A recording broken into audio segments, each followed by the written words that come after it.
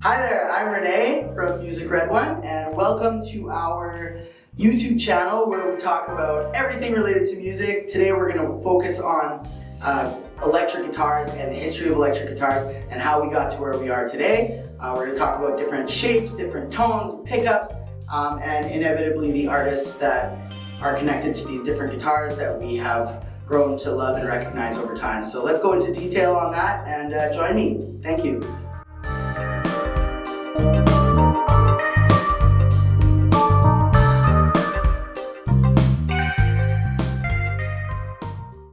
So in the late 1800s, around the time of Thomas Edison, a man named George Breed decided to create the first ever patent for a stringed electrical instrument, resembling what we know of as today as like more of an electric guitar. He decided to experiment with, how that would sound, and basically he got endless sustain, and that was that. So basically around the 1920s, and just a little bit before that, big bands were, the center of the universe musically. Everybody was listening to big bands. So anybody who was playing guitar wanting to be a part of the big band or in the big band were virtually invisible because you couldn't hear them, because they couldn't cut through the big sound.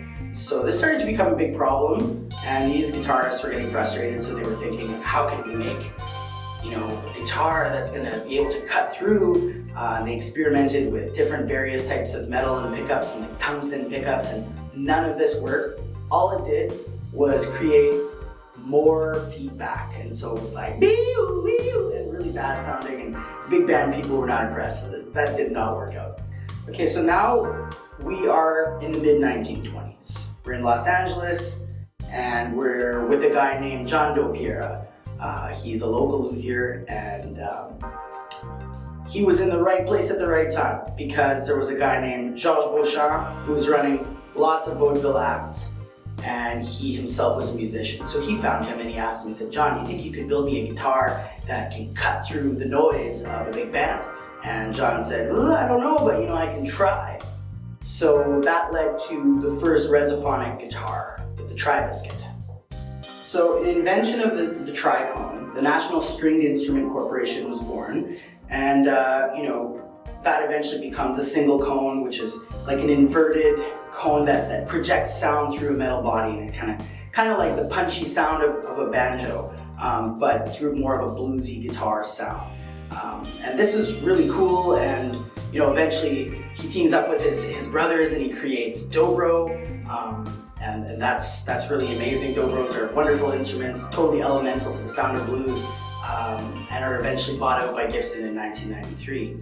So we flash back to George Beauchamp and his buddy Adolphe Rickenbacker, and they loved what the National Corp and what dobro were, but it wasn't exactly what they were hoping to find in terms of the development of their vision of the electric guitar. So they team up and they go a little bit further on where that's going to go.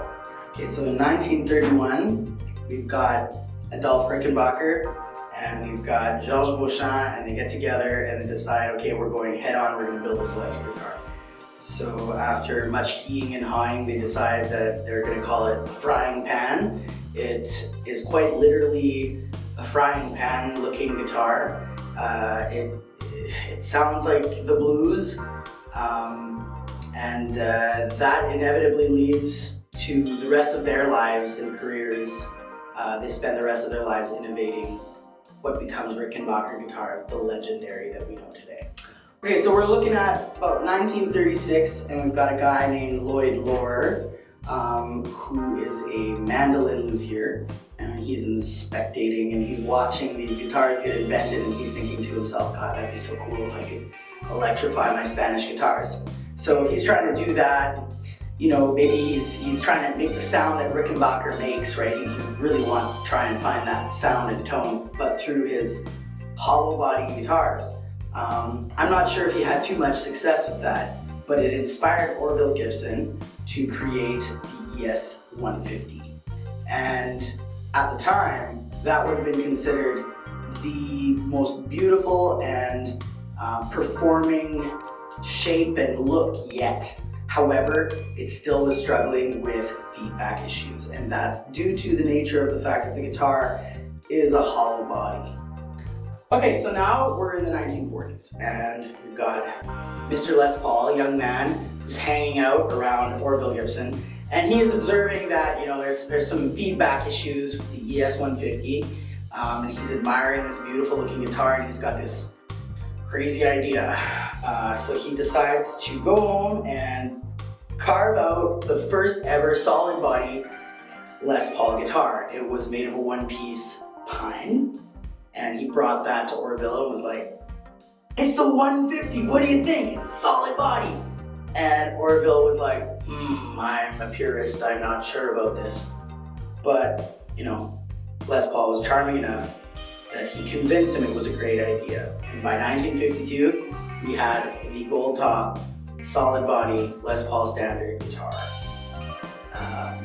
Les Paul, as we know, also is the inventor of multi-track recording, which essentially altered the way we record music today, and we owe him all of the flowers and all of the thank yous for all of the innovations that he left us with. Okay, so we're going to look at 1946, and we've got somebody called Paul Bigsby. And Paul Bigsby was a motorcycle machinist and a musical enthusiast, musician, somebody who wanted to constantly be inventing things. And you know, he was friends with pretty much everybody in the music scene at the time. It was kind of a small community. So, you know, he's responsible for the Fender headstock that we are so familiar with, the big dramatic curve like from the Strat. And he's responsible for making the Bigsby vibrato tailpiece, which is still being used today in various different models and brands of guitars. Some people might even argue that he is also should be included with Les Paul on the creator of the first solid body guitar, because his inventions are still being used today and are still so very important and present. So yeah, you know, he was friends with Leo Fender. They kind of shared ideas. Eventually, Paul Bigsby passes away, and Leo Fender says, "Why let all these beautiful inventions die? Let's try and bring them into the future with us." So that's where the Stratocaster headstock gets a little bit altered and turned into what we know today. But the first electric guitar that Leo Fender would have made would have been the Esquire Tele.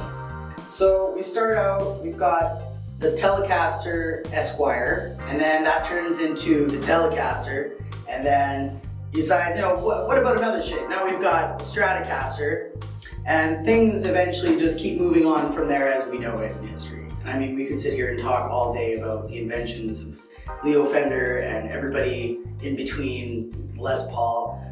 Maybe in the future we'll do that. But basically, I just wanted to highlight the sequence of events of how quickly electric guitars made itself at home within our lives. So here we've got the Stratocaster shape, and some of the names that come to mind for me in terms of who revolutionized this particular shape and instrument and pushed it to its furthest bounds would be Jeff Beck and Jimi Hendrix. I mean, there's a million other people I could add, like Eric Johnson, Stevie Ray Vaughan, of course there's Eric Clapton. All of these people play this shape, and I'm sure they have other guitars that they play, but this is the shape that we know them for. So if you want to explore these names, you're going to be able to discover the different tones and the different bounds and leaps that the Stratocaster can make. So here we've got a traditional Telecaster shape. People that come to mind when I think of this would be people like George Harrison, Prince, Jimmy Page. They all use Telecasters in their recordings and in their live sessions, their concerts. And it's, you know, it's also an instrument that you can find amongst country music. It's got that single coil twang to it. So if you want to know the different lengths of a Telecaster, definitely check out those artists that I mentioned. They do a wonderful job of championing this guitar. The history of the electric guitar clearly demonstrates our ability as human beings to take an idea, watch it spark, and turn it into something real like music. I would really love to hear from you, so please leave me a video of you playing your favorite riff or leave me a comment talking about your favorite guitarist, your favorite guitar, your favorite brand, anything at all. Here at Red One Music, that's all we have time for is music. So if you're ever in Montreal, please come down and see us, and thanks for hanging out.